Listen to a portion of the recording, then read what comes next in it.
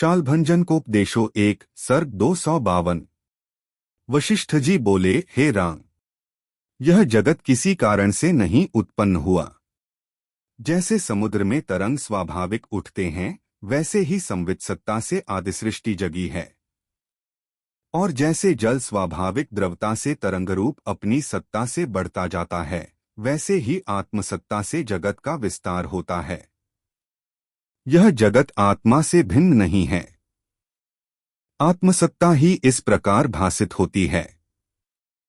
जब चिन्मात्र आत्मसत्ता का आभास बहिर्मुख जगता है, तब अंतःकरण चतुष्टय होते हैं। उनमें जो निश्चय होता है, उसका नाम नीति है। वह प्रथम अकस्मात कारण के बिना स्वाभाविक ही जग आया है और आभास मात्र है। जब वह दृढ़ हो गया, तब नीति स्थित हुई। वास्तव में द्वैत कुछ बना नहीं।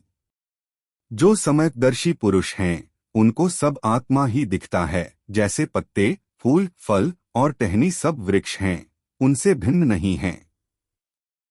हे राम, वृक्ष में जो फूल, फल और टहनी होती हैं, सो किसी कारण से बुद्धिपूर्वक बनी नहीं होती। वैसे ही इस जगत को भी जानो।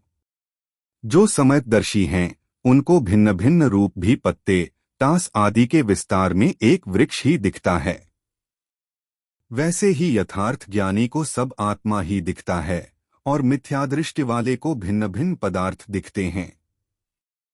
हे राम, वृक्ष को देखने वाला भी और होता है और दृष्टांत में दूसरा कोई नहीं। चैतन्य आत्मा का आभास ही चैत्य है, वही चैतन्य रूप होकर भासित होता है। उस चैतन्य आभास को असमयक दृष्टि से भिन्न भिन्न पदार्थ दिखते हैं। जैसे पत्ते, फूल, फल और वृक्ष अपने को भिन्न जाने, और सम्यक्दर्शी सबको आत्मरूप देखता है।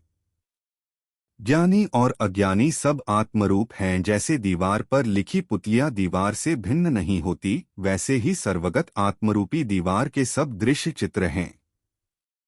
वे आत्मा से भिन्न नहीं हैं।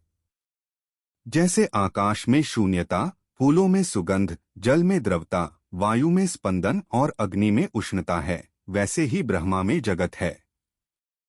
हे राम, जगत आत्मा का आभास है, इसलिए वही रूप है। यह जगत भी अचैत्य चिन्मात्र है। जो तुम कहो कि अचैत्य चिन्मात्र है, तो पृथ्वी, पहाड़ आदि आकार क्यों दिखते हैं?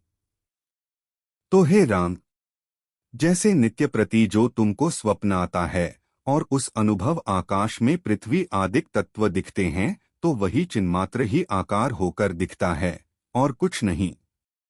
वैसे ही इसे भी जानो। यह सब जगत जो तुमको दिखता है, वह अनुभवरूप है। जैसे चिन्मात्र आत्मा में सृष्टि आभास मात्र है, वैसे ही कारण कार्य भाव भी आभास मात्र है, परंतु वही रूप है।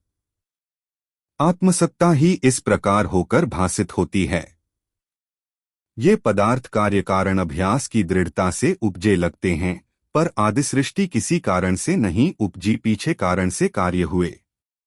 यद्यपि कार्य कारण दिखते हैं, तो भी कुछ उपजे नहीं, सदा अद्वैत रूप है। जैसे स्वप्न में नाना प्रकार के कार्य कारण दिखते हैं, परंतु कुछ हुए नहीं, सदा अद्वैत रूप हैं, वैसे ही जागृत में भी जानो। पदार्थों की स्मृति भी स्वप्न में होती है और अनुभव भी स्वप्न में होता है। जब स्वप्न ही नहीं हुआ तो स्मृति कहाँ है और अनुभव कहाँ है? न जगत का अनुभव है, न जगत है। अनुभव सत्ता ही जगत रूप होकर दिखती है, जो जागृत रूप है। जब उसका अनुभव होगा, तब न स्मृति रहेगी और न जगत रहेगा। इसलिए हे राम, जो अनुभव रूप है, उसका अनुभव करो। यह जगत भ्रमरूप है। जो उपजा नहीं, वह स्वतः सिद्ध है, और जो उपजा है और जिसमें दिखता है, उसे उसी का रूप जानो, भिन्न कुछ नहीं है। जैसे स्वप्न में जो पदार्थ दिखते हैं, वे उपजे नहीं, परंतु उपजे दिखते हैं, सो वे अनुभव में उपजे हैं। अनुभव स्वतः सिद्ध है। उसमें जो पदार्थ भासित होते हैं, वे अनुभवरूप हैं और अनुभवरूप ही इस प्रकार होकर दिखता है। वैसे ही ये सब अनुभवरूप हैं, भिन्न कुछ नहीं।